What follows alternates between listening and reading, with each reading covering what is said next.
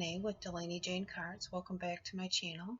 Today is another video in my 2019 Christmas series. If you're starting here, there's a few before. If you're working backwards, well, there's a few after, and I appreciate you stopping by wherever you start. So today I used this Stamperia, I think is the way you say it, Stamperia stamp set. I had never seen this brand before, so I always try to purchase things that I've never seen that I'm just kind of drawn to. I like the way that this image and the entire stamp set is drawn. And here I'm using Cooper's Blend. It is not something you can buy because this is what happened. See, that's where I keep all my embossing powders. And my then 4-year-old decided that this is how I should store them. So my husband saved some of them. I have gold, I have mostly blue, and I have kind of a rainbow. And instead of tossing it out, it was the second time he had done that.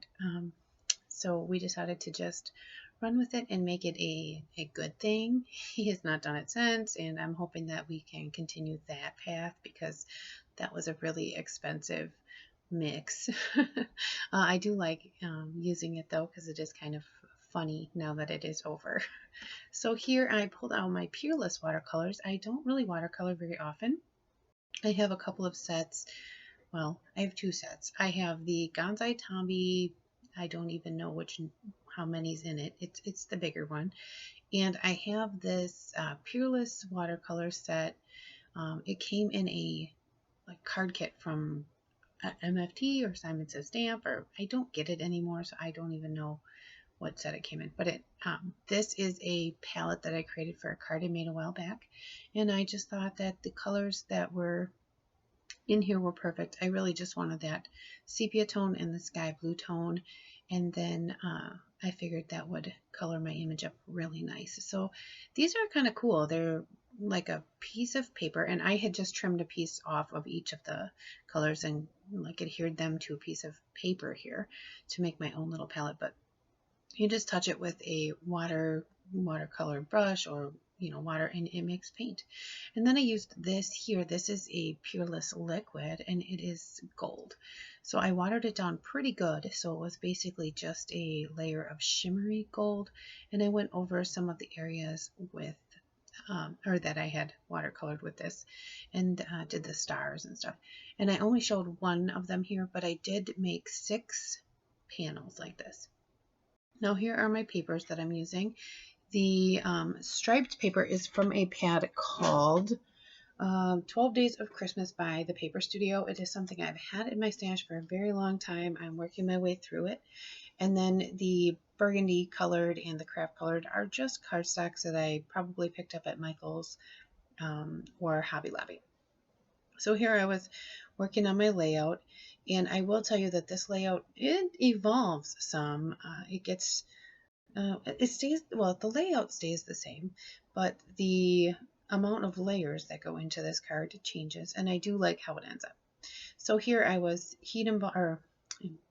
stamping this Make-A-Wish sentiment on this piece of, and it's the same stuff. It's Bristol Smooth, which is what I used for my little watercoloring stuff.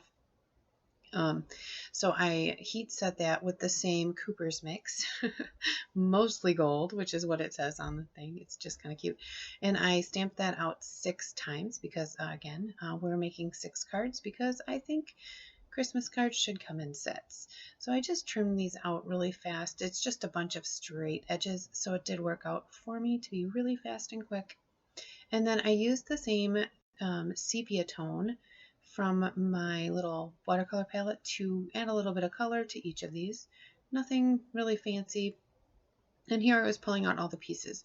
The bow die that I use is from Mama Elephant. The stitched strip is from an MFT set. And I just had cut all my layers, and I thought that I was probably done with cutting all my layers.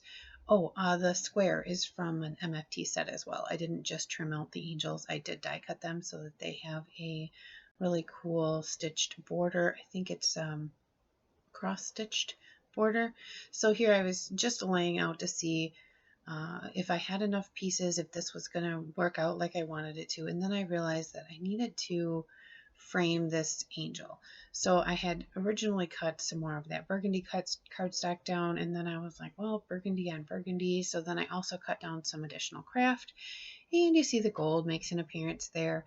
That is from Michael's. It is some really inexpensive gold cardstock. It is super lightweight, like 65 pounds, but I have other 65-pound paper in my stash, and it's really, really, really thin.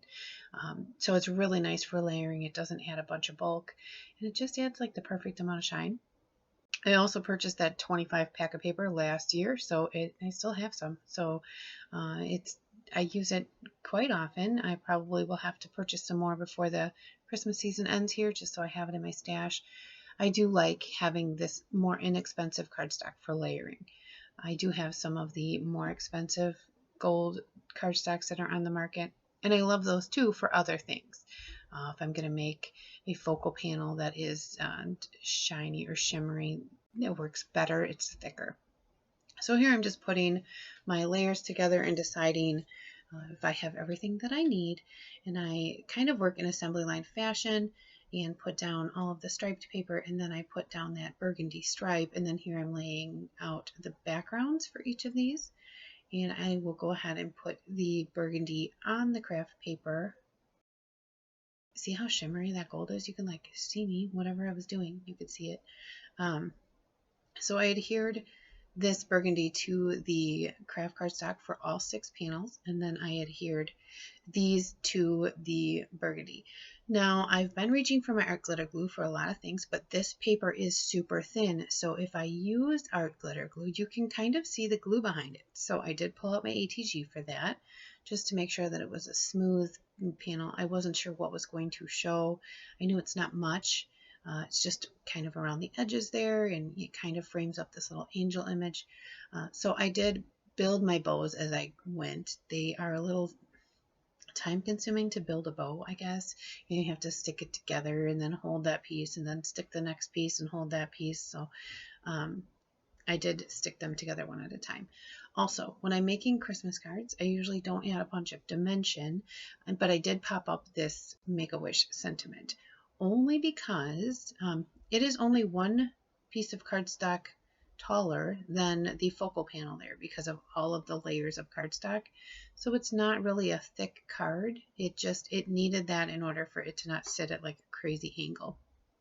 So here are the 6 cards.